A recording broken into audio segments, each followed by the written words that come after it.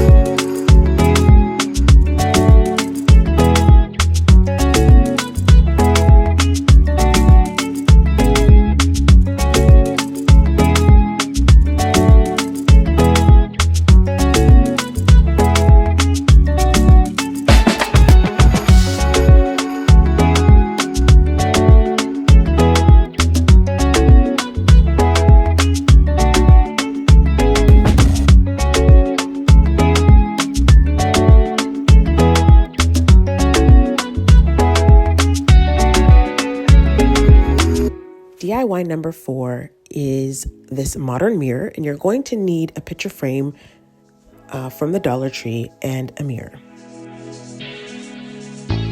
And you're simply going to glue the two things together.